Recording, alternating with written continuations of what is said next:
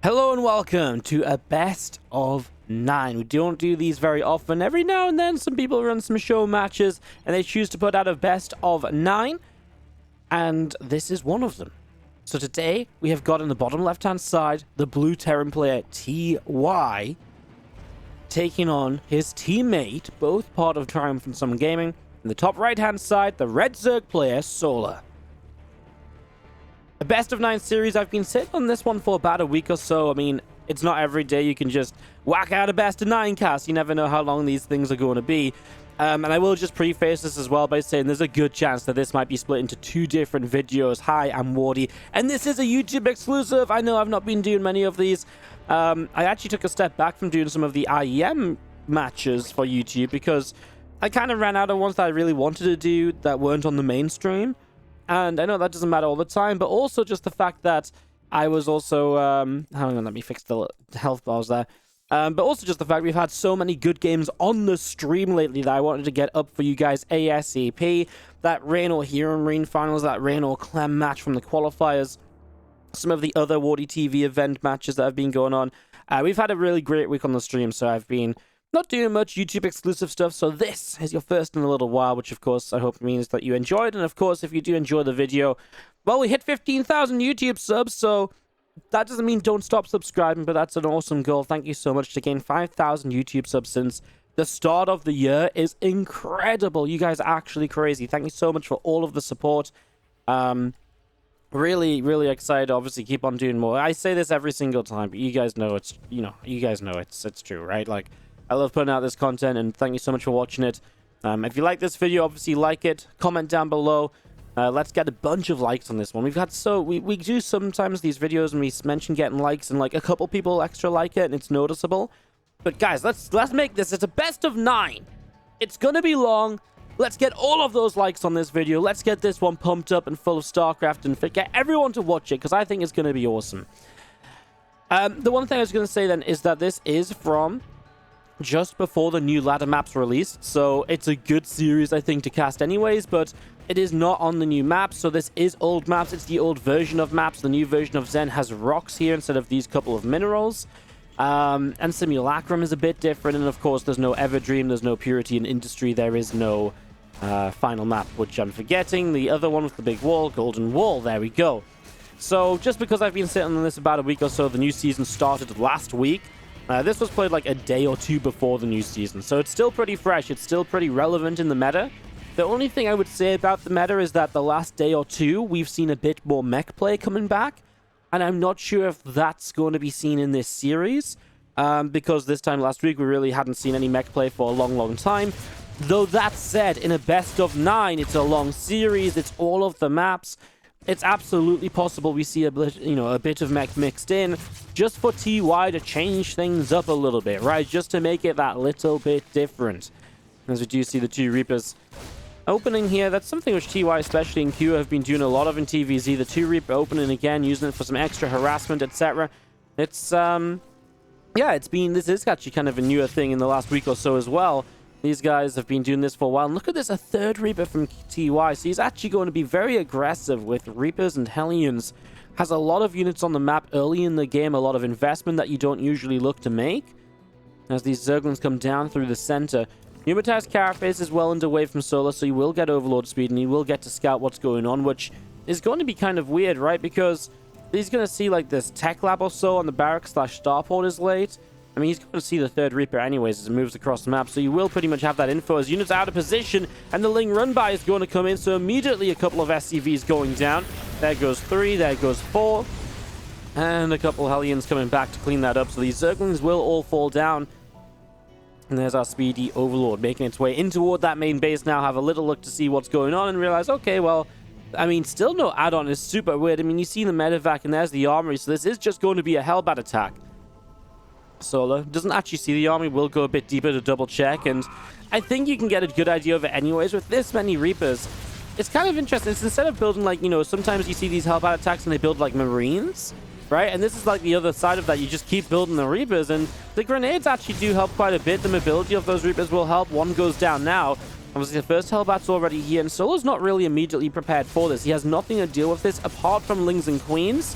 And when you don't have that extra little umph of roaches, or you don't have the extra little umph of, banelings connecting in, this can be difficult. And right now, these queens are in some real trouble. The grenades are helping a lot. The medevac stayed alive for a very long time, and that's also very important. The longer this medevac stays alive, the more healing that goes out, the harder it becomes to clean these hellbats up, especially when the queens are fighting them, because the queens aren't doing like devastating damage all the time. So it's very healable for the medevacs initially, as this is going to be the end of this. I kind of thought those Reapers were going to die for the final queen kill. These couple of Hellions kind of think they want to, but they will back away. Overall, for TY, it's been a fantastic opening across the board, right? Resources lost is pretty even, but he's slowed the Zerg down. It's now equal worker count. In fact, TY a little bit ahead. That's always good sign for the Terran player, because you have mules. And if you have mules, obviously your life is so much easier. And right now, I mean, Solar is still building Zerglings rather than, fully committing to drones because of this continued pressure. All the queens are dead too, so injects will be missing, plus the lack of creep spread that you can place down. And right now, even just not having queens in position, these Hellions are going to dart by for the natural. Honestly, they could have been in the main base to deal some damage too, and he knows it because the Liberator is there trying to deal some damage as well. Good Spore Crawler positioning from Solar against all of this. As we do see this Queen Spore relocating again. This Queen needs to pull away right now. It didn't do it in time, and it will go down. And the Liberator continuing to add in damage, and now the Hellions are back on the third as the Queens go to the main. Liberator finally will fall, as TY will just sit out the front of the creep spread for the moment. A few extra Hellions joining up. Despite all of this Hellion production, he is in the end going to play Bio. Stimpak on the way, an extra barracks building. A lot of the time when you see continued Hellion production like this, you go into mech because the continued Hellions really delay your barracks, and if you delay your barracks, you're actually in a lot of trouble in terms of playing Bio afterwards. I think because he's done so much damage here already, he's put Solar so far away from where he wants to be, he's actually fine to have delayed the racks and to kind of play this out a little bit differently to usual. And these Hellions have been doing so much anyways, right? The extra Hellions have absolutely paid for themselves. Coming in here, getting some of these lings. There was another Liberator in the main base while we watched this, and that picked off 3 drones. It will go down now, but, altogether, again, just great damage across the board as these Hellbats pulling away down to the bottom left. Did you see an orbital command building up from TY? So third base getting ready to go. I mean, where does he take that? It looks like he's taking this down, these minerals, which says, yeah, I'm going to take the forward base. TY is just exuding confidence right now in this game. He is in a comfortable position. He's taking more aggressive forward bases than you'd usually expect. And as he goes straight into 8 racks, I imagine this is going to be no intentions of gases on the third base, no intentions of a second factory or anything along those lines, and straight up just saying, hey, I'm going, and I'm committing, and I'm going to make a ton of units, and we're going to make this happen. We're just going to fight, and we're going to fight again. He does take a second gas. Okay, I mean, a 5th gas, I suppose, but a gas on his third base, sorry. He can still play like a very aggressive 8 racks, essentially all-in push off of 5 gases. Some players like to go 4, some like to go 5. Sometimes it depends a bit on what happened earlier in the game. Realistically, as TY sets up, Solar is going to, backstab with a few lings and a drop? I mean, that'll be annoying, maybe a slight frustration, but nothing too crazy, nothing really unimaginable. So you do see Marines loading up into these medevacs, and they'll start boosting away out around to the top side. We do have the drop load into the main base then, so let's see if Solar can deal some damage. It's a game where he's been very caught behind from the start based on what's happening. Can he bounce back a little bit right now? So do you see those few Zerglings not dropping in just yet? They're dropping to the low ground. Oh, Solar. He's misplaced the Overlord, and that's going to misplace the drop. And again, even a few seconds here might be... Yeah, look at this. Marines already moving into the main, and they're going to come in, and these Zerglings are going to kill what, like 1-2 Marines? They lift up and get out of there at least, but a completely unsuccessful attack. As we will see TY dropping, and for the first few moments, he'll probably just drop around a little bit. As the game moves on, he's likely to give up these drops and then just go for the one big push around the time of 2-2 finishing. And that 2-2 timing will be at a stage of the game where there's basically just 1-1 still from Solar. And even worse than that, I think, actually, +1 missiles and +1 carapace. Not even a melee upgrade for those Banelings, which are going to go crashing into this army, etc. So that's something to watch out for, and keep in mind as well as these few roaches of Solar coming down this bottom side. A few Hellions have to back away, and a few SCVs making their way up here as well, as the Hellions will get this cleanup. And there is the command center dropping down on the 4th base. So a 4th command center dropping into play. These couple of SCVs being healed up. Not sure what exactly they are doing or what they are up to for the moment. Solo will take the option or the opportunity to go in towards the Infestation Pit. So Infestation Pit starting up, +1 melee, +2 Carapace coming through. Again, this Ling, Roach, Ravager, Bane army coming back out through into the middle of the map. A few Marines going to unload here, and these Zerglings running in to try and help. As the Medivacs will load up. I mean, 2-2's not done yet, but TY will start pressing out because, hey, he's nearly maxed out. So, may as well start getting into some positions or so. He actually has got a supply lead here again. I mean, all of this comes back to what happened earlier on in this game, where I think realistically TY just did way too much, and Solo's been struggling ever since. He's actually still dropping, which is, I guess, a sign that he's not all out wanting to throw everything in one position. So maybe again around 2-2 he brings those drops back over. I mean, for the moment he's keeping a significant amount of Solo's army away, which works really well when you're maxed out and your opponent isn't. He has less to work with anyways, which means he's going to commit even less into this fight here. And I mean, he kills off 1, maybe 2 siege tanks so far, but TY has gotten absolute value out of it. Resources lost is continuing to gather up in TY's favor. As TY presses in towards this right-hand side hatchery, I think that's going to take a bit more damage. A couple of Balins here going forwards, trying to roll through. Bio still trying to pull back a little bit further. Another siege tank shot down, and, well, Bio gets rid of one of these queens already. A few Marauders pressing forwards as well. The Ravagers trying to see what will happen. The Bane's trying to move in as well. The rest of this Bio also wanting to press forwards here and going to get in range of this hatchery. So moving forwards towards that, we see another Baneling Dome going down. The Zerglings being picked off as well. TY's army doing a decent job pressing into the front there. As you will see, the Queen going to get picked away. A couple of these Banes continue to come on through. I mean, there's just nothing really here. TY will just sit and trade and trade and trade. He's going to start picking away at drones. Now the 4th base goes down.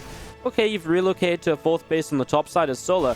But the thing is, TY, there's nothing stopping him from just relocating around that side. Again, got the 4th base up behind this. I honestly, I will not lie, I did think it was going to be more commitment to just 3 base, complete commitment all in. And it kind of was, right? It was 8 racks. It was never a second factory. It's just masses of bio units.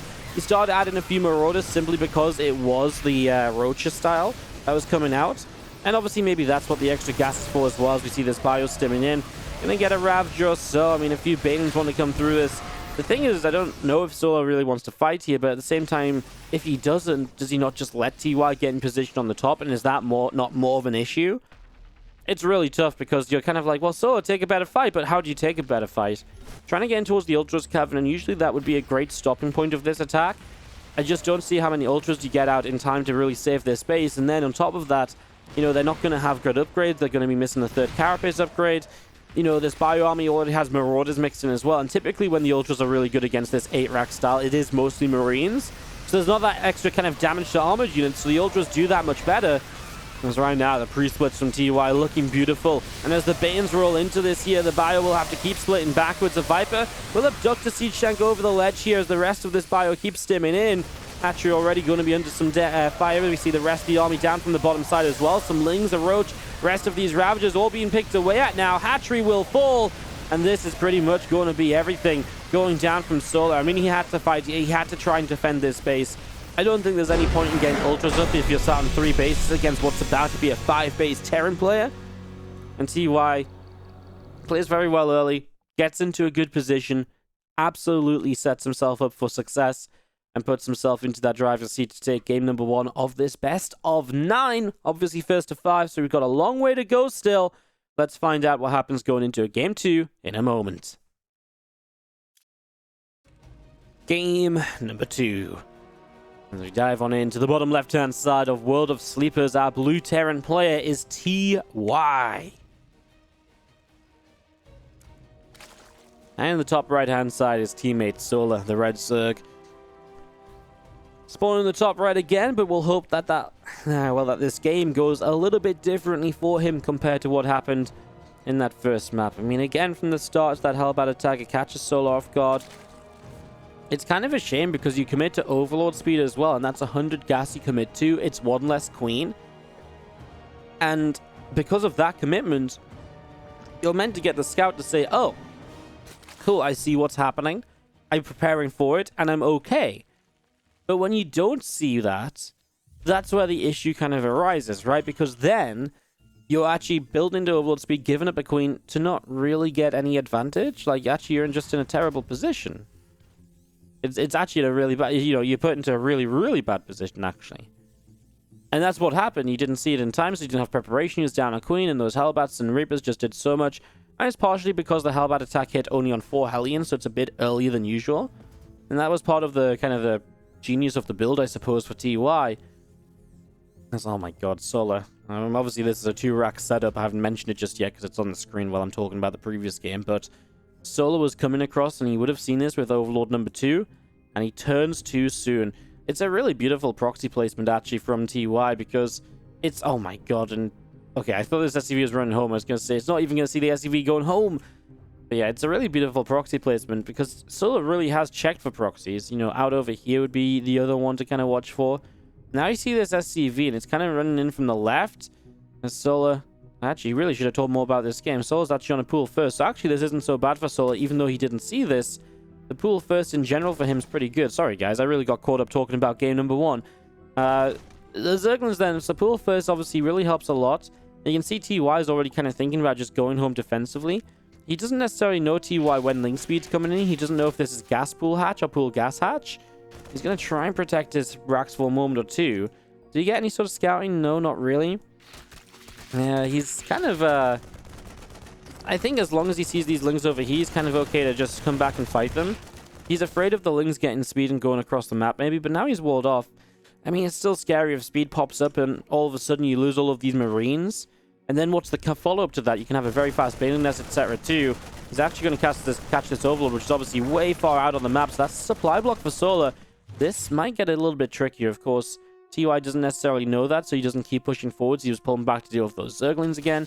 Because TY also going to be supply blocked here. We'll start up a command center back at home. Still needs to build up a supply depot at some point, as yeah, the Queens will defend this. So kind of a weird little way to open up so far. A little bit of kind of back and forth, and obviously 2 racks against the pool first. But honestly, I don't think TY came out of this in the worst case scenario. He's kept a lot of Marines alive. Solar's not being able to apply any pressure.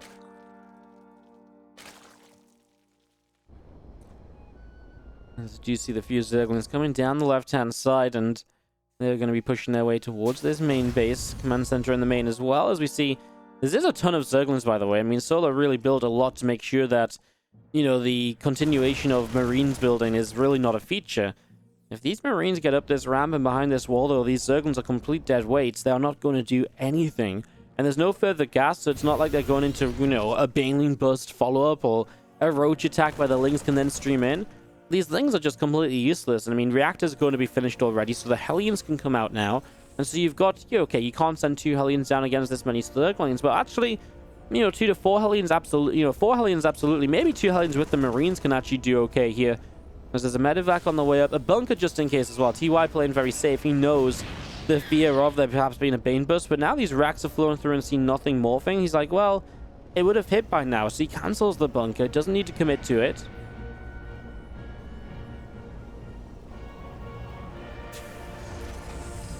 Max will drop down, builds a tech lab, but the racks will likely take a reactor. I mean, maybe this reactor that the Hellions are coming out of is... I kind of like this, right? I mean, Marine drop going onto the map. He actually still has these Zerglings here. One Ling sneaked in, so we're going to be seeing Solar able to realize what's going on in the main base. Nice little scout, at least.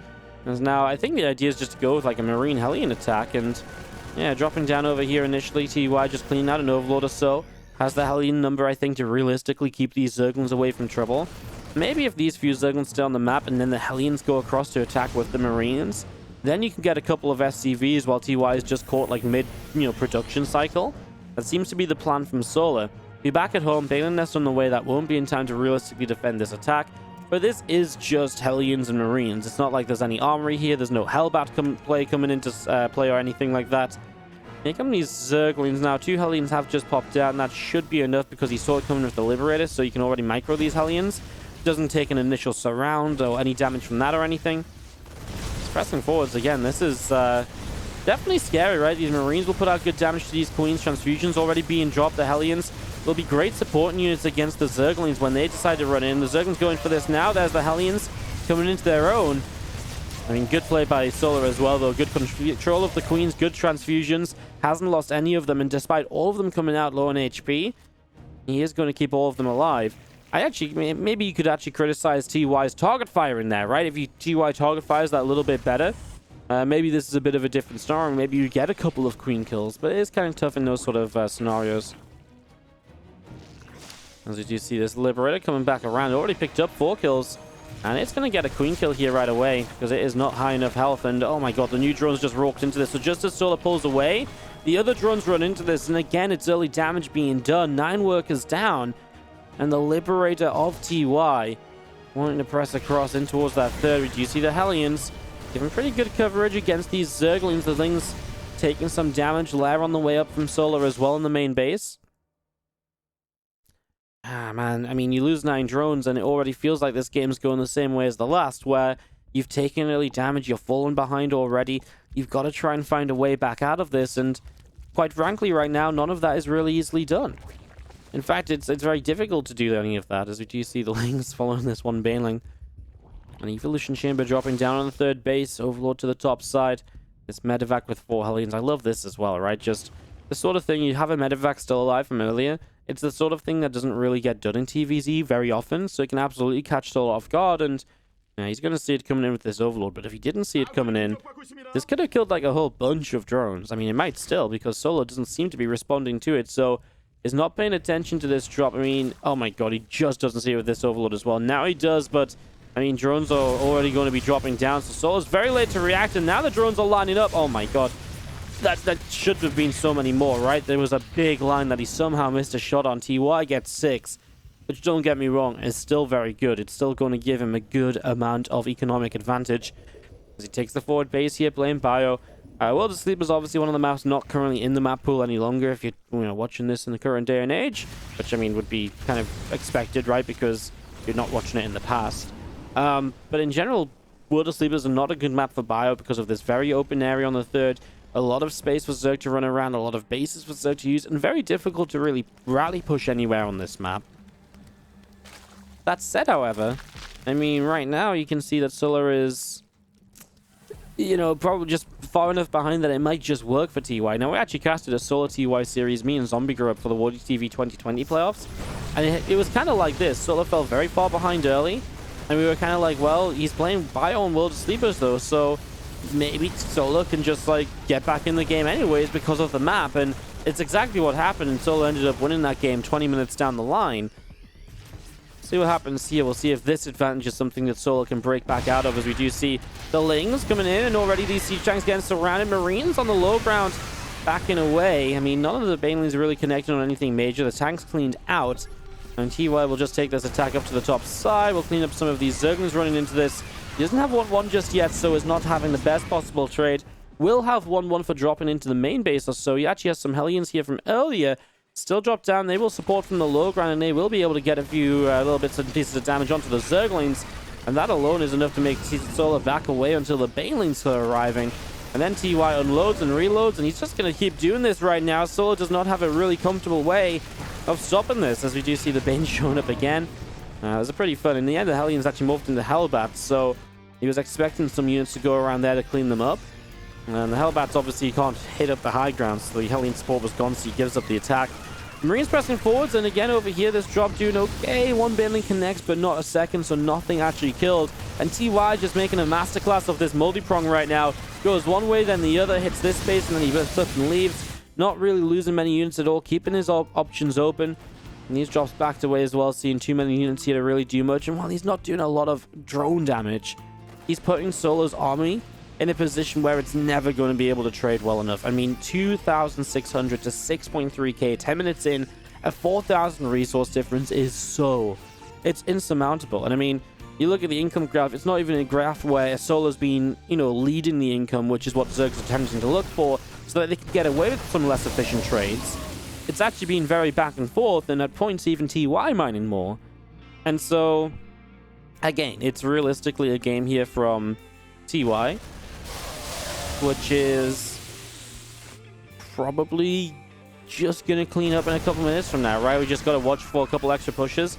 They actually never started 2-2, which is arguably a risk, which he's probably calculated. He probably says, well, I'm not going to start 2-2 because I'm going to win before then. And that might be true. I mean, he has 60 supply up right now. But again, it is very late. Maybe he did just forget it. Maybe he was just so focused on the multi-prong that he just said, you know, I forgot my armory or so, and then it was very late, and then he forgot to start 2-2 right away on top of that. You know, it does happen even to the best players in the world, so the Marines will lift back up into the medevacs on the right side. Again, just a few Marines left over here. They'll come in instantly. Will find themselves a Queen to kill. There's actually not much over here, so a couple drones could go down. He will target... yeah, he target fires a couple down just as he sits in this choke point, and the Zerglings struggle to clean up. Doesn't lose a Marine, gets 5 drones, plus the Queen.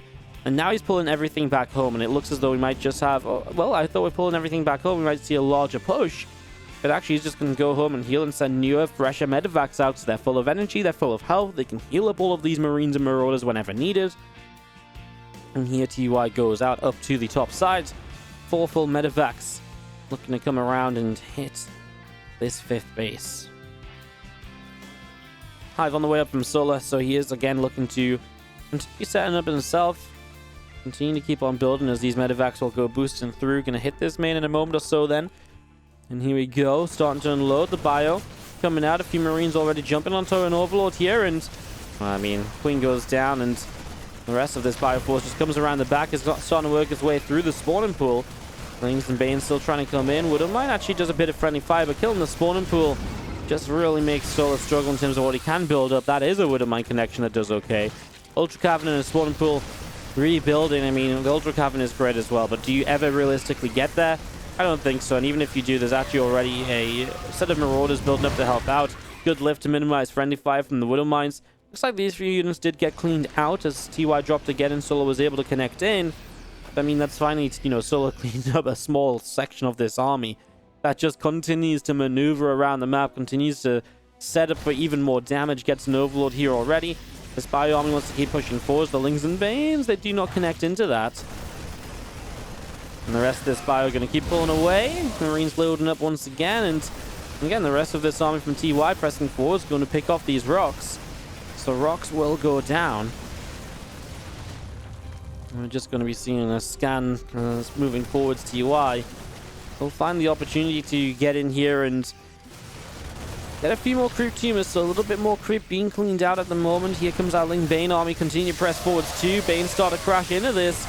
Rest of this bio army splitting up, spreading out.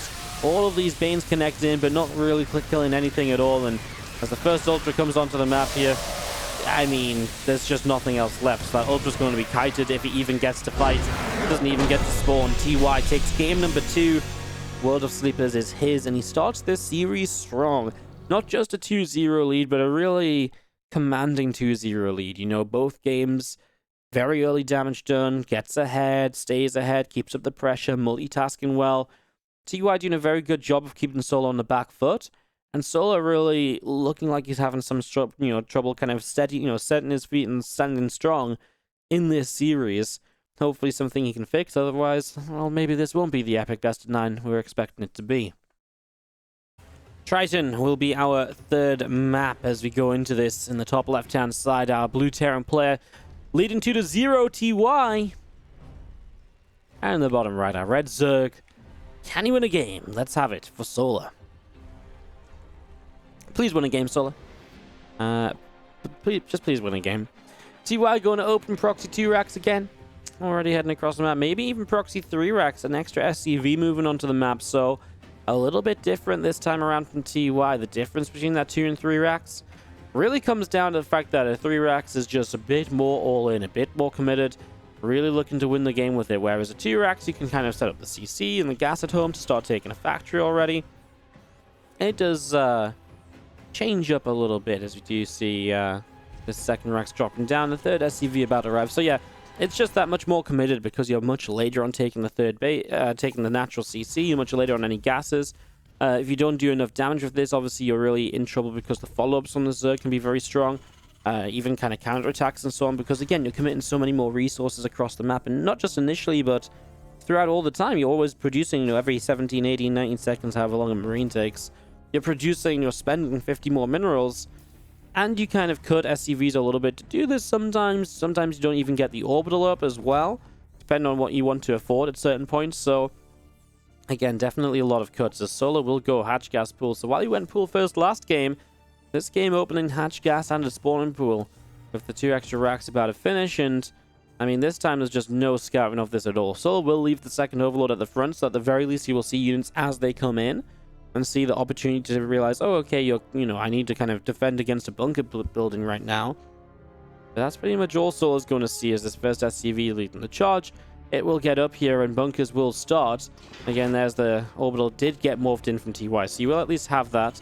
Overlord immediately wants to start pulling away. You don't really want to lose this. This high ground is its safe haven. That's somewhere you can't really strike as the Terran player right now. So as the first bunker comes up, second bunker not affordable just yet. And the Rotron starts instantly from Solo. Because this is a 3 racks and he doesn't see it coming for so long, he's just going to go straight at Roaches. Against 2 racks, Roaches are a bit tough because typically you want to save the hatchery. And typically with Roaches, you do give up the hatchery. Now, these Roaches are so fast that might not be the case. It kind of depends how many bunkers come up, but only the 1. And it kind of feels like TY is not really looking for the hatchery kill at all. He's actually going to come forward here with these Marines into the main. So coming a little bit deeper right now as Zerglin gets picked off. Other Zerglins trying to come up this ramp don't do much at all. Now Ling's coming in looking for a bit of a surround. Yeah, they don't really... I mean, they get a couple of units. But 4 Roaches on the way, so it really feels as though the idea of actually just getting the kill on this hatchery is just gone. I mean, TY presses forwards, he gets himself a queen. I feel like all of this is very non-critical damage, though, because now Solo's getting a good amount of Roaches up. We just talked about how, counterattacks can be so deadly against the 3 racks if it doesn't do enough. I don't think this 3 racks is doing enough, right? I mean, yeah, it'll take a little bit of effort still to break out of this bunker contain. But once this bunker goes down, the units are going to move across the map, and I mean, the factory will start in 40 gas time. So I'm not sure the factory's going to be... It's not going to be like a cyclone or a tank by the time these units come across, right? Depends how long Solo takes trying to break out of this. He's going to wait for 1 more Ravager and then probably just go. Obviously, right now, a couple of corrosive battles to help out again. There's the final Ravager, and he's just going to go for this instantly a salvage here from TY. But obviously, Solo will just go straight across the map. Now, there's the bunker build, and he's going to try and hold low ground. That might be a play to build low ground and then also build high ground so you can buy a little bit more time for the factory to get a factory unit out, whether that's a Cyclone or whatever, probably a Cyclone. So that might just be the aim here, to buy a bit more time for the low ground bunker. Then I would imagine a high ground bunker after that. The problem is with a low ground bunker, there's no Marines anywhere nearby. No SCVs anywhere nearby to really help this. A depot as well? Oh my, I don't think TY is really taking this seriously almost. I'm just going to say it. I mean, he pulls a few SCVs now. There's 3 Ravagers here. And actually, TY, has the gas to morph in like 3 more. And he will do that as his Roaches run low on HP. He does get one of his Ravagers targeted down. The repair is there. A couple extra corrosive battles, and this repair is going to be disappearing very quickly, especially if you're able to force the SCVs off the position. And I mean, the tech lab is only just finished on the factory. So there is nothing here just now. And, well, Solo will just not waste time with supply depots or anything like that. He knows he's got a chance to deal critical damage here. And so he presses in. And what's great is if he can sit around here, whenever that Cyclone spawns, he's going to be able to do a bunch as well. Oh my god, though. I didn't even look at where those barracks were. They floated into the main, and they're being used to kill some drones. I mean, I still don't think it makes a difference, but that's actually a hell of a play from TY. We're going to have a look back at that one as we see these Ravagers continue to fight. I mean, both sides of the map taking a lot of worker damage, but Solo is up by 12 workers, so he's still in a very good position. And Solo wins this out and does take game number 3. Let's just have a quick rewind. Did these racks actually just fly in this main base? Obviously, I'm just not looking at the mini-map, because it's one of these games where the mini-map's not something you really pay much attention to. Yeah, wow, he flew them around from here down into the main, and Solo just has no idea about it. Does he see it with this Overlord? He sees this rack with this Overlord, but he just didn't do anything about it at all. He's also focused across the map. So, to the point of, like, to the point where it's like, not only do I miss this, Solo also misses this. He has nothing at home at all to defend it. I mean, it's a pretty cool play, but unfortunately not enough for TY, because he just wasn't able to hold it home. Wow. These guys are tricking me and catching me off guard, as we'll take a quick little moment to hop into game 4. Solo is on the scoreboard. Welcome back to game number 4 of this best of 9 series. As we have in the top left, TY is still in the lead against his teammate bottom right, Solo. Again, guys, this is a YouTube exclusive, which means you can't see this series cast by me anywhere else other than YouTube. It was cast by a couple of streamers elsewhere, on their Twitch channels, etc. And I have been trying to do more of these YouTube exclusives. Again, I have mentioned always that we love to do them, and I really do, but it's been kind of tough to find games. Like, again, we've got those... I kind of talked about this at the start of the video, but we've got the IEM games, but I do like doing matches which are kind of new and a bit fresher or a little bit less seen. Obviously, IEM games don't really come under that category, so it's just been kind of tough. There's not been any, like, super crazy... There's not really been any super crazy matches as of late happening anywhere. I mean, the Alimo League is happening right now as I'm casting this, and I'm looking at the finals, and I'm like, well, I'm not even sure if there's many matches in... I'm looking at the bracket, and I'm just like, well, I'm not sure if there's any, you know, series there I'm really, like, super eager to cast. I feel like every time... There's a lot of PvZ in Alimo League, and I feel like every time I cast PvZ, it just doesn't do that well in the YouTube videos. I don't know what... Like, it definitely does worse than TvZ, but also way worse than TVP, and I don't know. It's, I don't know. I just don't feel like those EVPs are as exciting as of late. Anyways, just me kind of babbling on a little bit, as we do have a non-proxy opening. But if you do know about a match that happened, that obviously it's not like a GSL match or anything like that, but if you guys know about some matches that happened that I didn't cast and you'd like to see me cover them, let me know in the comments, and I'd love to try and get a hold of those replays and cast them for you. We'll do my absolute best to see what can be done. As this SCV of TY comes down towards the natural, sees this hatchery about to finish up. Third hatchery of Solo will finish on the left-hand, or start on the left-hand side as well. And back towards a bit more of a normal build, although it will be a second Reaper already starting here from TY. So, going into a second Reaper from the very get-go. As this Reaper of TY makes its way down to the bottom right. It's going to be looking to jump up into this main base. So, Reaper coming across into the main. A couple of Zerglings already going to be taking some damage as the Reaper able to fire away, and the Fueling is taking some hits right there. Reaper very nearly going down. Very nearly going down, but staying alive. I mean, very important to keep the Reaper alive if you have Reaper number 2. It's not, you know, it doesn't work like, oh, but, you know, he can replace the first Reaper with the second one. It's the power of 2 Reapers that you're looking for, you know. That's the commitment you know, that's the reason you're making this commitment in the first place. As we do see the 2 Reapers here, they're going to catch these Zerglings, and now no Queen in the main base as well, and that's going to be a dead drone. Oh my god, it just got away in the link, and the Reapers didn't want to move forwards because of the Zerglings. Another grenade dropping down as TY backs out into the center, a third hatchery. Going to be finishing in a moment or two as well. That starport from TY is still on the way in the main base, and just seeing these 2 Reapers trying to figure out where they might want to go. Dropping down another grenade. These Queens going to try and come in and fight back. And again, the starport just ticking along. Going to be completed pretty shortly as well. Zergling speed about to finish up on that spawning pool. And again, our 2 Reapers just moving around, seeing what they can get up to. This Overlord of Solar starting to move out into the center of the map. 2 Hellions to come in and join up with the 2 Reapers. Slayer coming across as well. These Zerglings continuing forwards. A Reaper grenade going down, but not really connected on much, and now trying to get towards the third base. And TY behind this, just building in towards the Liberator, looking towards a tech lab on the racks. This is just a bio build order, so still just a lot of bio, not really switching it up, not really changing this and making it be something like, you know, not going into mech, basically. Just not making this mech, so yeah, a little bit different, as these couple of Marines will get rid of an Overlord in the main. I mean, it gets the Scout, it gets to see Stimpack starting. Yeah, just mentioning mech, because like I said, I don't think it's something that's necessarily going to happen, but I don't think it's necessarily something that has to be kind of completely ignored. You know, like, I think in a best of 9 especially, you can absolutely go for some mech play along the way. As you see these few Hellions, the couple of Reapers, still readjusting positions in the center of the map, some creep spread pushing forwards, and well, they're going to get towards the third base without the Queens being there, but the Lings are darting over, and TY will not commit in. Solo's choice will be Baneling Nest, then the Lair. No Evolution Chambers, so we'll be focusing on Baneling speed initially, and maybe even the tech choice. We've not really seen Solo get up into many tech choices in terms of, like, mid-game compositions, right? He's been kind of dying, you know, on Ling, Bane, Roach, etc. He hasn't really made a movement in towards Hydras. He's never really gone into any Mutalisks here.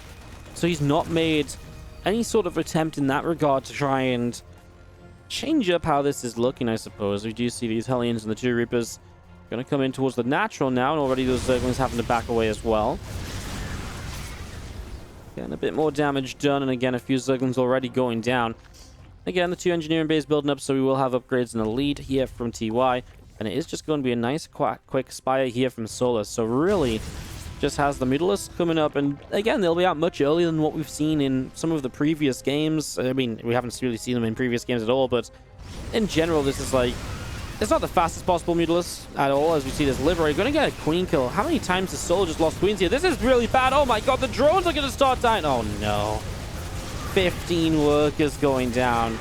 Plus a few Zerglings here at the tail end as well, which means you've just got to be a bit careful and rebuild those Zerglings as well. Oh my god, he's going to get another lineup. Oh my god, I thought that was going to be the rest of the drones dying. Oh, talk about disasters. This just went from bad to worse from Solar. I mean, it was kind of rough anyways. Like, the Liberator came in, got a Queen, but then the Hellions just killed 15 drones. And again, in this series, Solar just seems to be unable to get comfortably into a mid-game. And he comes out of this now, and he is on 56, 59 drones to 50 SCVs.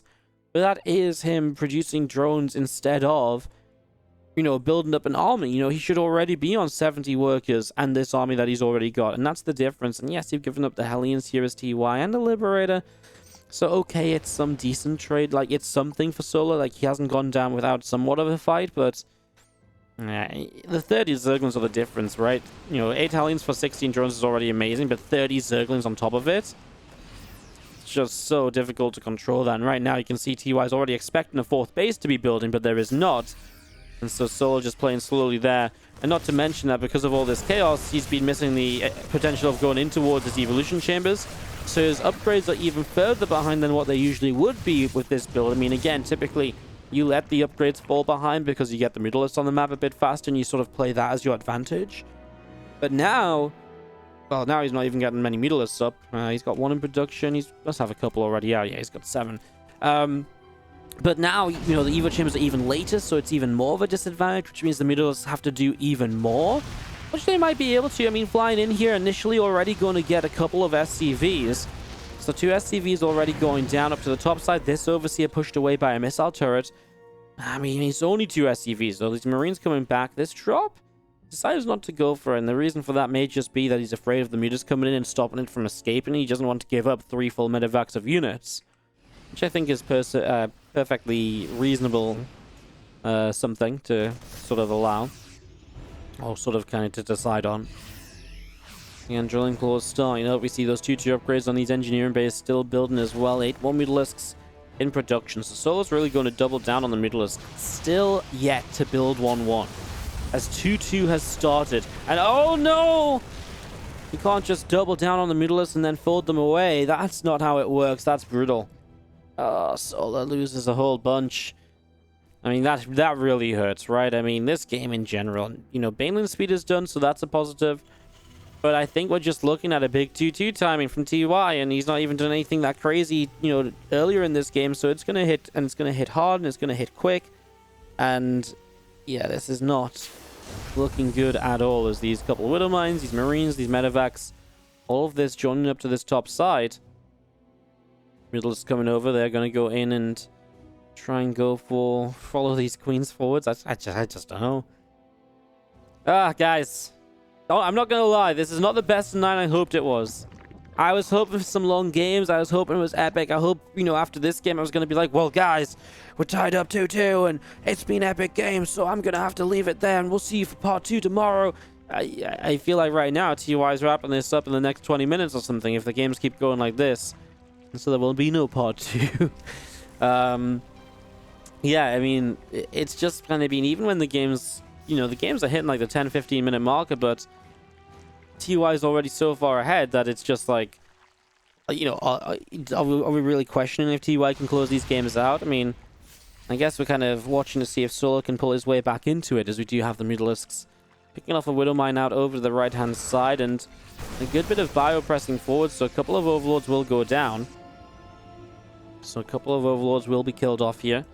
The Mutalisks from Solar hanging around over to the far left to gain the creep spread, pushing up through the middle. And these first few Marines already coming into the center, going to start scanning to try and get rid of some of this creep spread. So a lot of creep going down as we have got the Mutalisks making a dive in towards this missile turret. So missile turret goes down, SCVs are falling.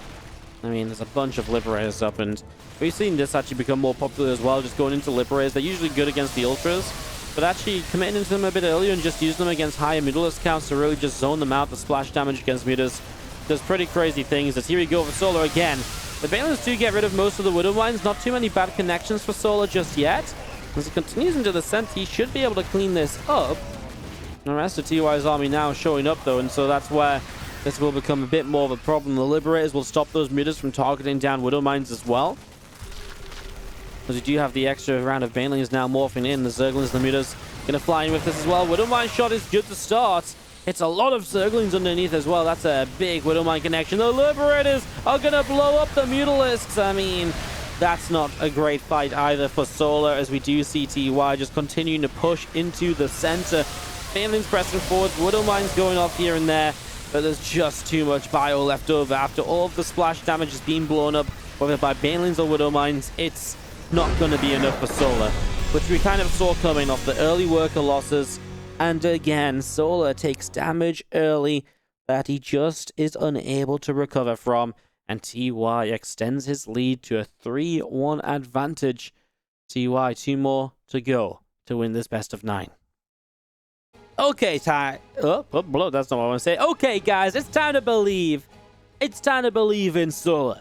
I closed out that last game. I was being like, TY's running away with it. It's gonna end in like 10 minutes. It's gonna be, you know what? Let's have some belief. Let's look at this TvZ and let's see it turn around. Top left, our enemy right now. We don't like this guy because we want him to lose a game or two just so we can get more StarCraft. He is TY. I mean, don't get me wrong, I love TY. I do want him to win because I'm a Terran fanboy and you guys know that. But for now, let's see some good games. As in the bottom right, it's Solar we're believing in. He's going to deliver. He's going to show up. He's going to evolve. He's taking those 4 games. He was just powering up. He's ready to go. This is it. This is his time. I believe, Solar. Let's go. Win 1 for me. Just 1. Just 1. And then we're guaranteed 2 more games after that. You know? Let's do this, as we do have this 5th map of the series coming up. Again, 3-1 in the best of 9 at the moment. And beginning to, like I said, just trying to get a little bit excited about this one, guys. Like I said, I've been sitting on these replays for like a week or so, and so I was really looking forward to getting to cast them, and was kind of hoping that there was not going to be such a one-sided affair so far, I suppose. It has been a little bit, quick, and again, like I was saying, it's been a little bit unfortunate, but hey, beauty of a best of 9, let's face it, if this was a best of 3, it would have been over in 15 minutes, 20 minutes, and we would have been like, well, cool, no one's going to watch this because it's not going on YouTube because it wasn't a highlight, but a best of 9, there's more chances, you know? There's bound to be some worse games, and right now, like I said, I'm a believer. The worst games were just at the start, we were just warming up for later. I believe. Spawn pool finishing up here from Solar. We do see the workers jumping into the gas. As we set up across the board here on Simulacrum, we're going to be having the Reaper from TY making its way out onto the map. So very standard opening, and in fact going to go Reaper into Marine, so no second Reaper opening either. So this time the factory and the reactor will line up that a little bit more nicely. Just less surprises across the board for the moment, as we do have a 3rd hatchery dropping down in the center here. TY going to continue to press in, and Zerglings going to take a couple shots of damage already, so the Reaper able to deal some damage here so far. Doing a pretty decent job of this, and actually doing a really nice job of this so far. Just keeping those Lings a little bit beat up. And the factory about to finish here on Simulacrum. So again, this is one of the maps which in the new map pool has changed a little bit. This entry here was narrowed, I believe. The base was just changed up a little bit, and there's just a couple changes around. A lot of people saying it's a little bit less friendly for Zerg now. Obviously, this again just happened a day or two before the new map changes, so this is the old version of Simulacrum, so if you've not really been paying much attention, you probably won't notice much at all. As we do have our starport on the way in the main base from TY, so getting that started, he goes straight into a 3cc here.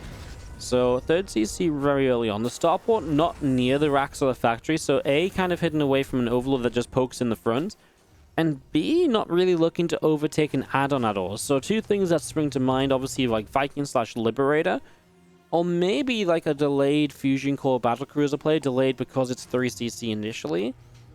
Those are kind of my go-to assumptions right now of what this could be.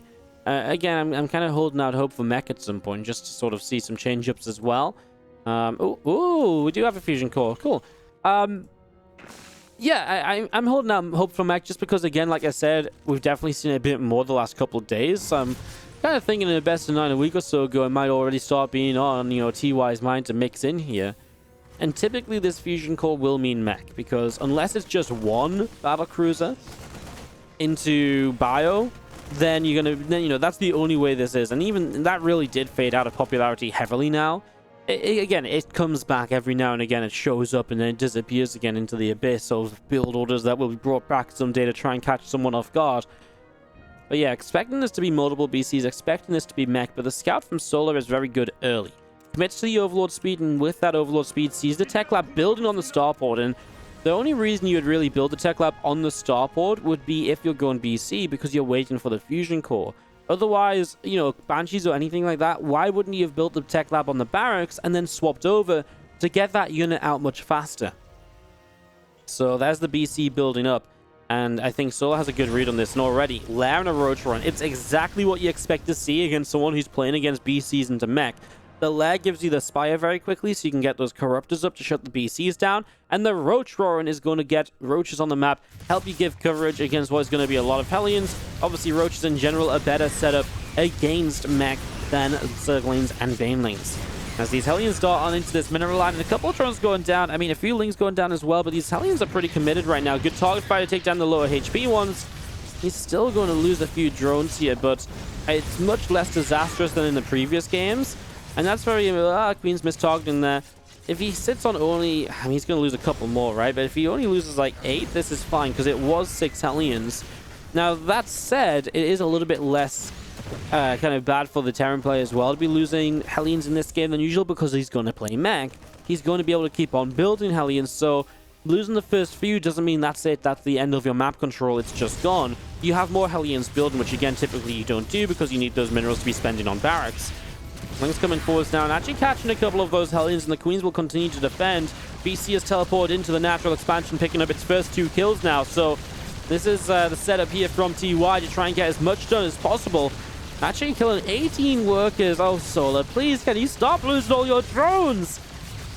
It's only 6 minutes in the game. You don't want to be losing 19 workers. Wow, what a start. 8 kills on the BC. Obviously, the rest of those drones coming from those Hellion run-bys. And, well, Solar, Spire's going to be done in a moment, so you can get the Corruptor count up to start pushing these BCs back. The Yamato Cannon upgrade coming in from TY as well.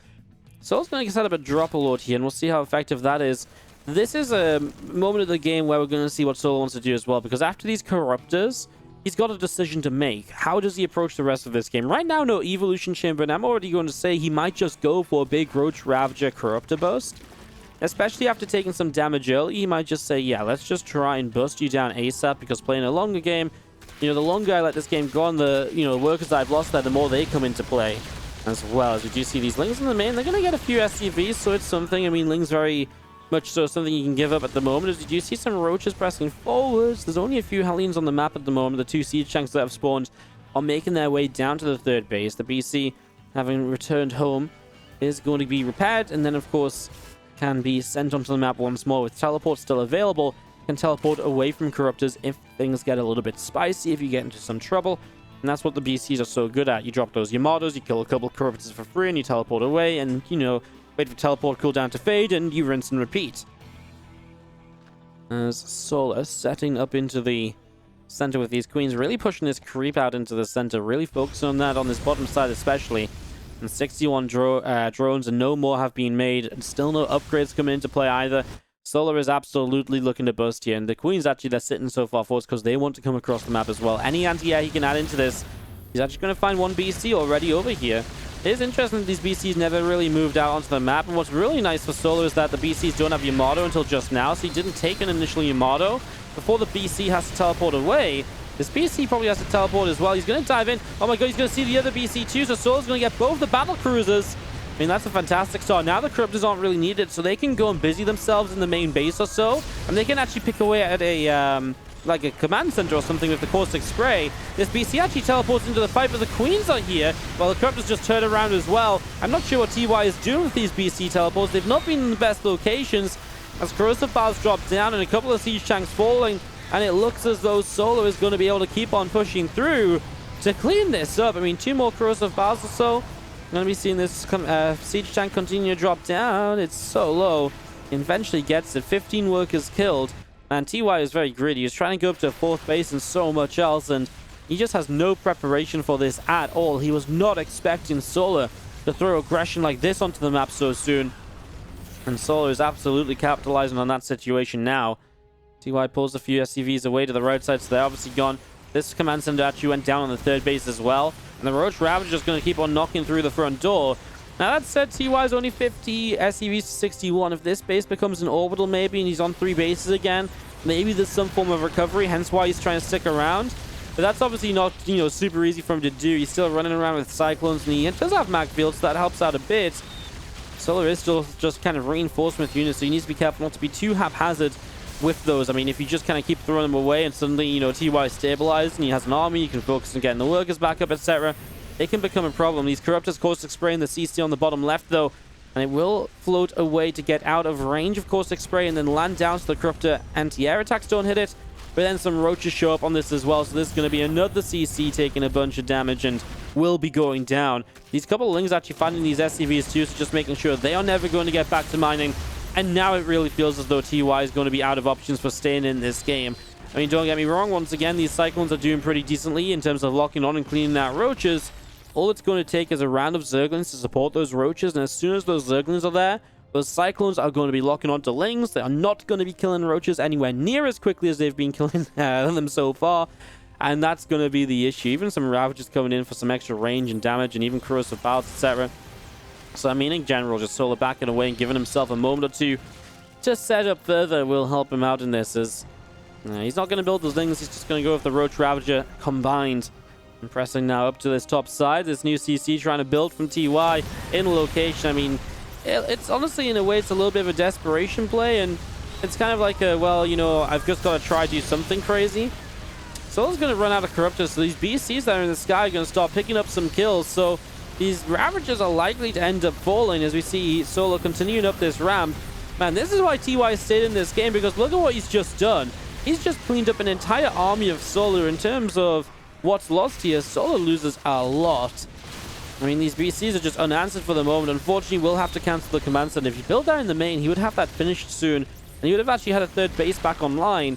I actually think on top of this fight, maybe you could have done something then as TY. Losing out on a 3rd base, though, is really an issue, and that's going to be the biggest problem for him here. Because now without a 3rd CC, you're just not going anywhere. You know, you're not mining anywhere near as much as what you need to be mining. Yeah, it's just not going to work out. I'm just going to say it, right? You need a 3rd base, so it's looking a little bit tough here for TY. And Solo will have the new Corruptors out. He's going to be able to come through and fight these BCs off. There's the teleport starting, of course, as expected. And maybe we just get into another round of this, because there's still no upgrades. There's still no progress in the composition from Solo.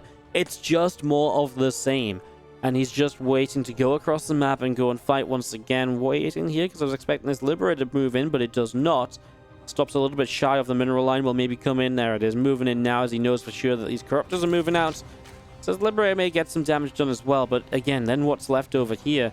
BCs are teleport cooldown, so the Corruptors can jump straight on top of them and pretty much guarantee damage.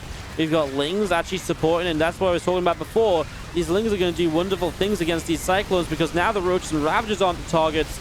Corrosive Battles coming in, the tanks go down very quickly, and everything from Solo is just going to keep collapsing on TY. GG is called, and Solo will take a game number 5. Like I said, guys, you got to believe in Solo a little bit, and he can make this work. I believed. You guys believed. I know this was already cast, but I believed and you guys believed, and so he did it. We did it, guys. He knew we were going to believe in him. All right, well, we're guaranteed up to game number 7 now, as TY still leads this 3-2. Still needs 2 more wins to get that victory. But all of a sudden here, Solo's actually only 1 map win away from tying this series up. And while he's definitely looked like he's had some weaknesses, he can still win some of these games, and it looks so much more like 3-1 in a best of 9 sounds horrible, but 3-2, hey, it's close. It's real close. Let's see if Solo can keep it up. Game number 6 on the horizon. Nightshade for our game number 6. We're starting this off in the top left-hand side. Our blue Terran player, it is TY. Taking on the red Zerg, who starts in the lower right-hand side here. We do have Solar. Hey, like I said, he's only one map away from making this a tied-up 3-3 series. That's not bad for Solar, who has, until this point been struggling, right? I mean, a lot of early damage taken, etc. It's not bad for him at all. So let's see what he brings out here on Nightshade. Nightshade as a map, it's going to encourage the 8 racks and the big pushes on 2-2 a lot. It's very good for pushing because the Terran can arrive, coming into this position here, tanks behind this wall off, hit this 4th base location. It's really going to encourage that in general. I'd be kind of surprised if we saw mech on this map. TY, obviously, A, it's a very, it's a much better map for bio overall, and B, obviously just lost with mech. So here's me being kind of, campaigning for mech this whole time. Maybe that was my plan. I was campaigning for mech knowing that Solo was going to be able to deliver. Maybe I knew Solo was going to beat the mech and then it'd give us more games. Who knows, I suppose. As we just step into this one, I just want to again quickly remind you guys, if you're enjoying the video, do hit that like button. Like I said, it's a best of 9. Let's really, ram this video full of likes. If you've never hit the like button before, it's super easy. It takes like a split second, and it actually helps the YouTube video out so much. It's, YouTube, you might think it's just, oh, I'm just clicking a button. What can that mean? YouTube algorithm is like, holy crap, they clicked a button? They must love this. And so then it's like, well, if they love it, everyone else will love it. So for you guys, it's just clicking a button, but to YouTube, it's, basically like you've donated $1 million. It's like, hell yeah! And it's, it loves it. So let's ram this video full of likes, guys. Let's ram this video full of likes. So we do see SCV Scout coming around from TY, coming around the bottom side. Solar. 3rd hatchery is in place already, so nothing for the SCV to really block. Sometimes the SCV block the 3rd hatch for a while here. Try and force the upper hatch to be taken, because then it's a little bit easy to push into early in the game as well. Reaper grenade goes down. Zerglin's going to get popped up into the skies. We do see the Reaper continuing to fight just a little bit. Zerglin's taking a bunch of damage. And the Reaper again out the front. 3rd hatchery dropping down here from Solar as well. And a 2nd Reaper coming across. So again, TY on this double Reaper opening. And he's been fed us. I mean, he's been getting good damage out of the Reapers, so the double Reaper makes some sense. Has absolutely been worthwhile so far. Just interesting that it's something that's now being done like so regularly. It's being done again and again and again and again. That's kind of crazy to me, as these 2 Reapers coming forwards are going to drop a grenade and the Queen will dodge forwards and actually doesn't quite avoid the 2nd one. I mean, the Queen taking so much damage already is nice as well, because it does just mean in follow-ups you might be able to force the initial, transfuse a little bit earlier, etc. This is from TY, by the way. It is double gas, but he goes into such a fast 3rd CC anyways. This means he will not have, I mean, it's not as fast as possible. Obviously, if you go 1 gas, it's like 250, but 320 is like as fast as it gets off double gas. So he's not going to be going super crazy on mineral-based units. And the starboard, will it go to the tech lab and probably build Cloak Banshees? It looks like it will. Wow, okay. I mean, Nightshade's one of these maps as well where it's very popular to do that, like, Roach Ravager Queen push, which generally builds off of, like, Roach Ravagers, which Banshees are very good at in general. So it does help you give coverage to a lot of those attacks. And it kind of makes Roach Ravager attacks be Roach Ravager Queen attacks instead, so the Queens can deal with the Banshees. And if that's the case, if that's the case, the Queens coming across, it just makes it that much more all-in. It means that you've got to wait for the Queens a little bit, gives you a bit more preparation time, etc. So a few different positives on that front. We do have the 2 Hellions and the 2 Reapers poking around in the center. The Lair on the way up from Solar now in the main base as well. And this Marine from TY picking away at the Overlord. So Overlord taking quite a bit of damage at the moment, down to 90, 85, 80 health. Continuing to drop down here as this Marine continues just Go, go, go. Overlord will be falling in a few moments.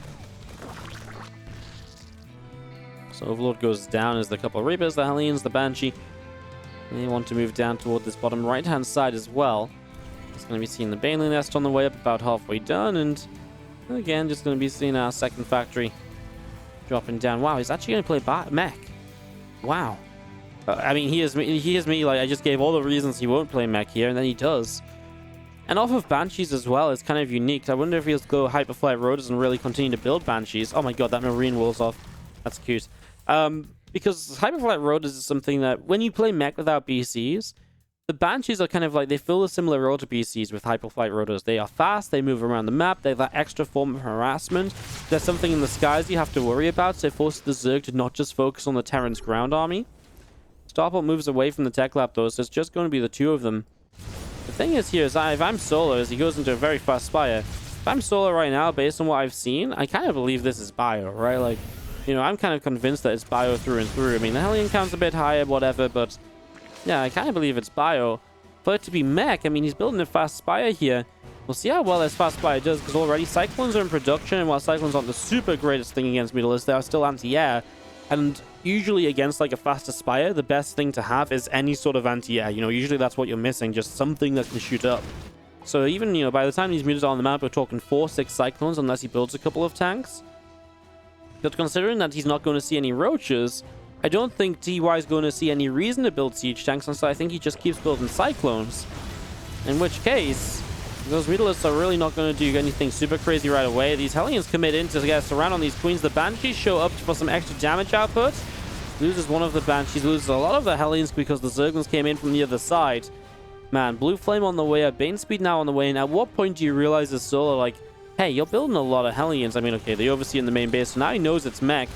Does he stick to the Ling Bane way of trying to play with this, or does he go for something a little bit differently? The Spire is done. Will he go for those Mutalisks still?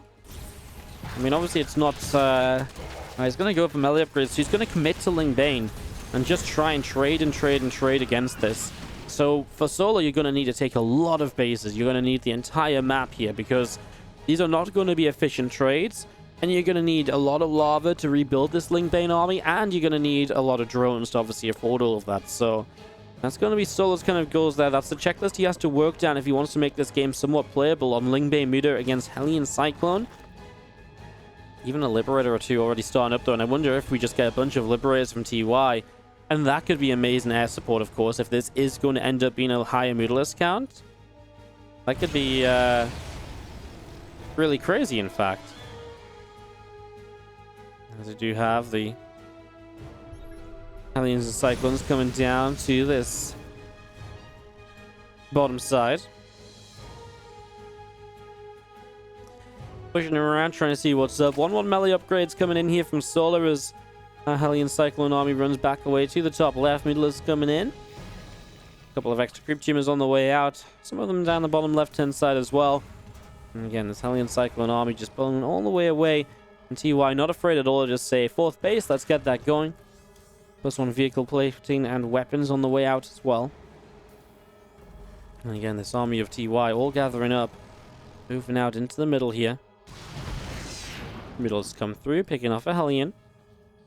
And those Cyclones gonna get a lock on, so they're gonna get a lock on here and actually start picking away a lot of Mutalisks. I mean, the Mutalisks are gonna get a good amount of Cyclones as well, but honestly, like, it's a lot of Mutalisks that go down. 3 Cyclones for 7 Mutalisks. It's not a trade you want to take as the Zerg player. Now, you know, the style you're playing, you want to keep those Mutalisks high, you want to keep them numerous. I mean, and we know the Zerg's going to trade badly with this style, hence the 90 drones and more that are building from Solar. But 7 Mutalisks for 3 Cyclones, it's, you need, you know, you don't have to trade efficient, but you need to do something more about that, because, again, you're really relying on the Muta count here. I'm really worried for the Mutalisk count, though, because, I mean, not just are the Cyclones out, but obviously the Liberator count is continuing to build, and I really feel like that's going to be a real issue. I mean, what are you going to do about the Liberators? I feel like there's actually just no answer, apart from somehow, some way, trying to split these Mutalisks up to go in different directions. I mean, it feels really tough.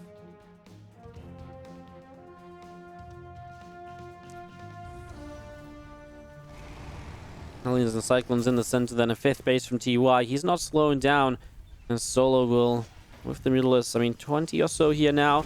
Gonna fly straight in. Liberator shots are very good to start. And again, I mean, it's just Mutalisk dying for no reason at all. They killed nothing here, and it's 5 more Mutalisk just donated to the, just donated to the Feed the Terran player fund, because at the moment, still nothing's happening. Like, this is what my issue is. Like, Solar saw this, and yeah, he was kind of on fast spy or whatever. That didn't mean he had to commit to mutiling Bane. And yet he did. And we've seen it work. There's been videos on the YouTube channel before, like, I think, like, Bunny Dark, and there was a few, like, mech versus, like, or Mutalisk versus mech kind of, games. And I will not lie, most of them didn't go the way of the Zerg. But we've seen it before. And Solo obviously says, well, you know what, like, I saw it a bit late, but I could have still changed. But you know what, I'm going to go for it. And yet, here we are. Here we still are, as this command center moves into the upper right-hand side. Hellions and Cyclones setting up. Cyclones will get a lock on, and we're going to see those Mutalisks getting pushed away once again. Sensor towers continue to come up as our tanks and Hellions coming through. A few changelings going to be picked off, and this command center is starting to morph into the planetary fortress. A couple extra missile turrets dropping down as well. As all of these extra banelings from Solo are going to be finishing. They're going to start moving up towards the top side of the map. Extra Banes coming in one more time, and here we go. Lings and Banes pressing forwards. The Cyclones and Hellions continue to dodge away. This Baneling's connecting in and getting a lot done. Meanwhile, the Mutas will go on the top side and deny this space. I mean, if you're going to play this style, that's something you have to do. You have to stop the Terran player taking too many bases, because if the Terran player gets a bunch of bases up, you are never going to be able to control a mech army at that point, and that you need to do that. You need to stop them being able to rebuild and rebuild and rebuild. So that's a good start from Solar here. He's going to come into this as well on creep. The Hellions can't really stop the fight, because if they do, the Banelings will crash into them. A couple of tanks will start to scare this away. Solar back up to the top side, finds the CC that is building up, so he's able to take that down. And now flies in through this top side. A couple of missile turrets starting to drop as well. The Liberator's showing up though, and oh my god, the damage is insane. Picking off a bunch of those Mutalisks. There's now more siege tanks pressing forwards into the center. There's Queen here as well. And the Libs maybe want to come back through. I mean, this is the issue of the Mutalisks, right? The Liberators just delete them. And now Corrupt is on the way, but I mean, yeah. Great. I mean, you kind of knew that a while ago. Solar's just still playing this as though it was any old bio game. I mean, Corrupt is before the Ultras, yes, but then it is still going to be Ultras. What he builds into here, can TY fight those off on the ground? I somehow get the feeling he's probably going to be all right to do it. I'm not too worried about it. Maybe I'm just being I feel like I'm being very negative about Solo today. And his chances in these games, but I'm just not seeing a lot that really inspires, confidence inside of me for the guy. There's a Queen here, deals some damage to the Liberators. Cyclones will lock on, and Mutalisk taking a bunch of hits. Hellion Cyclone Force pressing forwards, and the Creep Tumors taking some damage. The Lings will keep running forwards as well. So now trying to grab some of these Cyclones while there's no siege tanks or anything.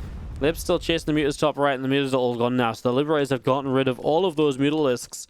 So all the Mutas are dead. Solar remaxed on Ling Bane Ultralisk.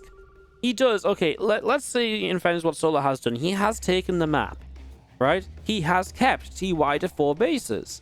He's done some of the things he needs to do.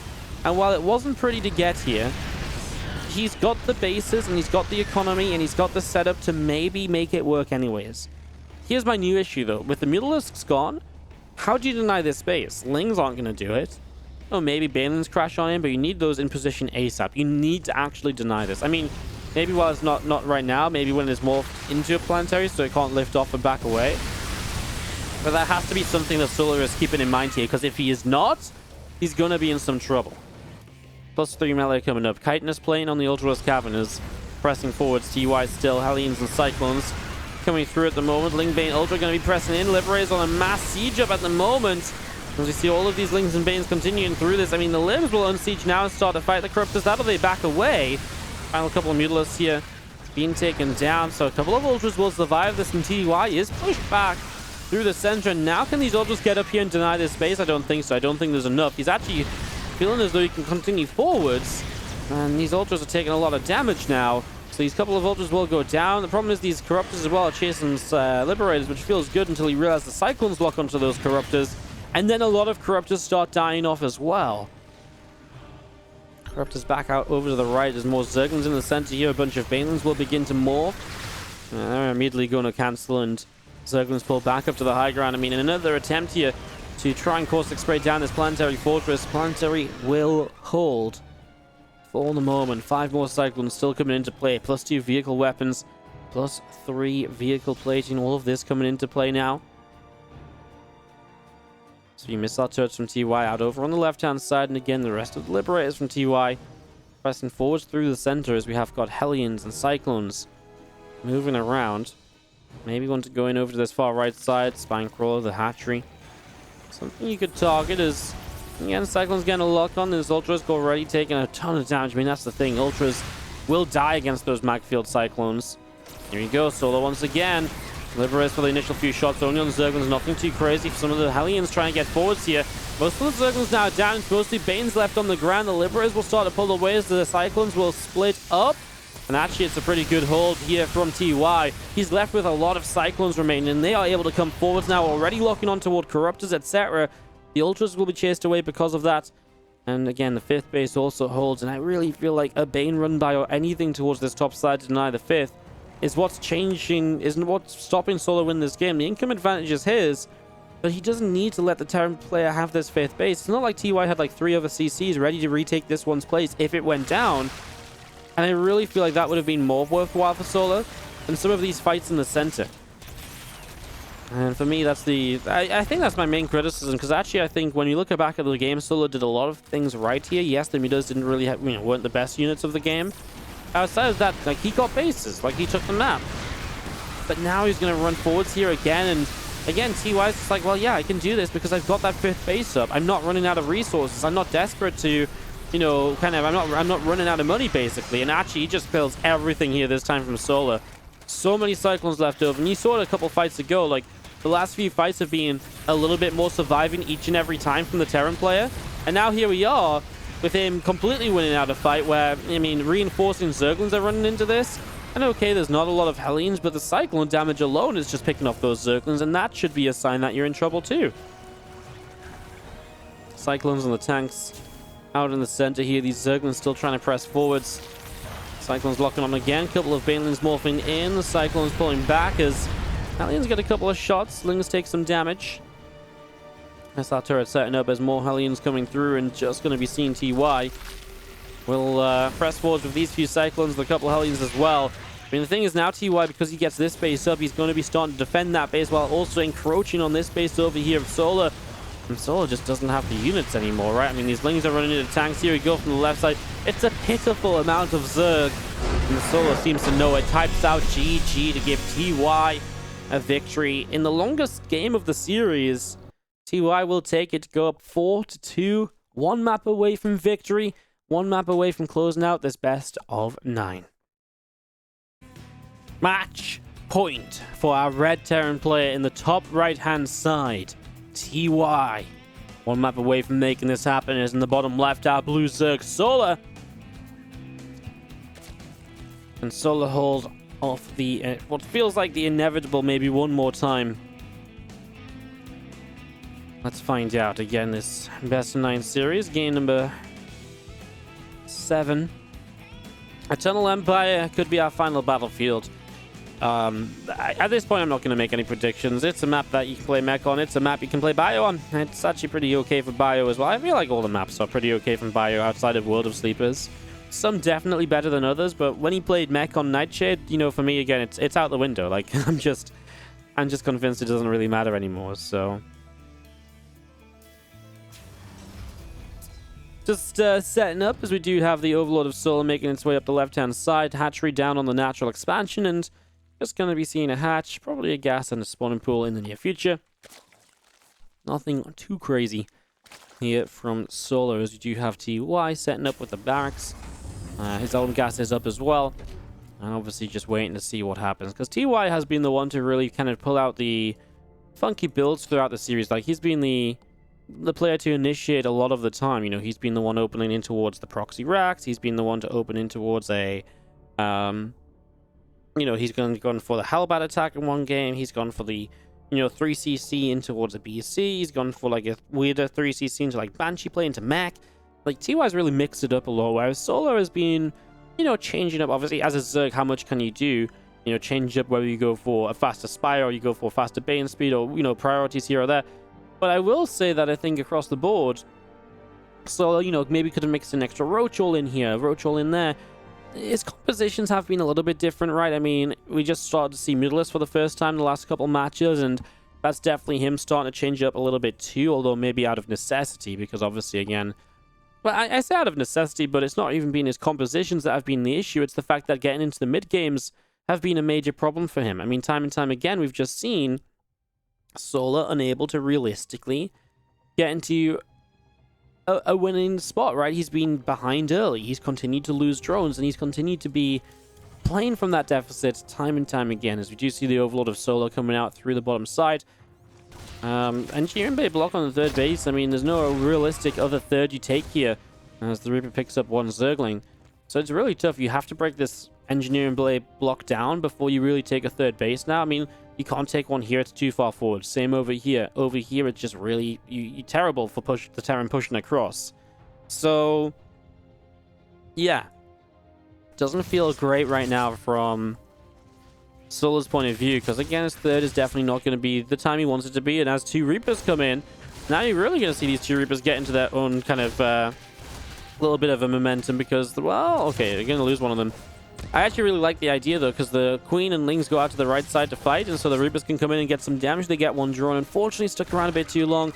But, man, that's going to be more damage done. This is crazy. Two Lings, a drone. The third base still heavily delayed.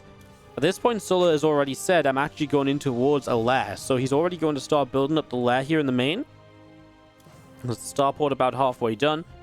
And you're seeing the Marine, couple of Hellions popping out. This Overlord continuing into the top side of this, as we do have our Zerglings of Solar moving onto the map. They're going to be coming up and, well, chasing in after this Reaper. So Reaper already going to be taking a bit of damage. Taking a few shots already. And a couple of Hellions coming in as well. We'll be instantly able to pick up a couple of those Zerglings. So a couple of Zerglings already going down, as we do have the starport setting up the tech lab about halfway done at the moment. And again, just seeing the units gathering together from TY now in the middle of the map. There's the Nidus network from Solar. As TY was going to go Fusion Core, maybe just halfway through the series, he's like, cool, I won my games with Bio, time to play Mech. Yeah, now going into a Fusion Core. This is like the most straight up kind of Fusion Core Mech style we've seen. Now, against a Nidus, obviously a lot of this kind of comes down to seeing what happens with the battlecruiser, right? So BC will be well underway. This is going to be a Ling Queen Nidus as well, so not Roaches. So it's a lot of this comes down to Queens. Marines see this Nidus right away, so TY is on top of this already, immediately in position. SCVs pull for the surround. Hellions are here from low ground and high ground with the Marines as well. Nidus will be denied, so it's already a good start. At the same time, Lings do run by into the natural. Hellions that were on the map are coming back to deal with this, but again, a little bit surrounded, so losing some Hellions. Next Nidus attempt is yet to be placed. It will be in the natural expansion. TY does not see that corner, so he's actually in a little bit of trouble there. He's in a little bit of trouble there as these SCVs will be getting back to mine. Yeah, this is going to be a problem. There's going to be Lings and Queens here. However, there's a BC coming up, and the biggest thing is if you can protect the SCVs underneath the battlecruiser should never die in this sort of scenario, because the BC will just be mass repaired and it should be held onto. You know, I said that Solar needed to change up the games a bit maybe, and this was a good opportunity for him to do it. And he's taken, he's taking the opportunity right now as these Queens coming up and Hellions taking some damage. SCV's taking some shots. Going to be seeing the depot here taking a little bit more damage as well. So as this battlecruiser comes through, we're going to be seeing the Queens continue to try and press forwards. It's going to be seeing the Hellions trying to come down the ramp as well. Queen already getting picked off here. This BC really going to be helping with this damage output. I mean, the Hellions are great against the Lings, and there's just enough of them being kept up already, which is just fantastic. I mean, now we're going to see a Nidus attempt into the main base, but most of the Queens are going down, which means that realistically, you just have the units to defend this. I mean, you're going to be, what, streaming out Lings and Queens from this Nidus? It's not going to be looking pretty at all, as we're going to be seeing the Nidus taking some damage. It's not even going to bring units out of it. One good thing for Solo, this group tumor is going to block the natural command center from landing down in the natural, so that is a small positive at this moment in time, but really, that's kind of about it for the moment. That's kind of about it, as we do see a few extra drones going down here. 4 workers, 5 workers picked off across the map. The BC teleporting over to deal some damage, and it is looking good as the Lings come streaming in. They're looking for a surround on these Hellions, looking to try and see what they might be able to do. Sorry guys, something came up, so I had to pause the game, so we're just going to rewind a few seconds and continue. Whew. So the Zerglings run in. They're looking to try and grab these Hellions, and you know, they kind of get there, but SCV's fighting the Hellions, really just doing a bit too much, and I mean, plenty of them surviving with some Marines to help out as well. Meanwhile, this battlecruiser out on the bottom side of the map has just been picking up kills, 12 kills overall. And I mean, it just seems as though this is a hold from TY. He's lost a few SCVs, obviously. Down by about 13. But TY's army supply advantage is undeniable. Contaminate on the starport to try and slow down the next BC from coming up. What I'm kind of interested in is, as a Rotron starts to the front here from Solo, he starts up a Spire as well. I mean, the Spire is obviously very important. Try and get Corruptors out, something that can properly deal with this battlecruiser. Wow, look at TY. Absolute confidence in his ability just to win the game going across the map. Just takes everything, SCVs included. So here we go, TY just feels as though he's been able to defend, he's been able to clean up enough, and here we go. SCVs can repair up that BC as well, of course. I'm just like, I mean, it's the same as before. What's actually going to stop the SCVs from repairing the BC? And then the BCs can just kill everything. With 2 BCs here especially, Armory is done so the Hellions can morph into Hellbats. And Solar, I mean, he starts up 3 Corruptors. That is not going to be enough. 4 Corruptors? I still don't think so. And TY is going to close out this best of 9 victory here on Eternal Empire to wrap this up. Well, guys, it was a pretty fun best of 9 in the end. You know, I think TY was definitely the better player, and I think that definitely the better player won. But, yeah, Solo put up a bit of a fight. We had some fun games. First couple of games were very just, oh, I lose drones and I die, but yeah, got a bit more interesting towards the end of all of this. So, thanks so much for watching today. I hope you did enjoy. Don't forget to like, subscribe, and comment. And, of course, I'll see you guys next time for more StarCraft 2 content right here on the WardiTV.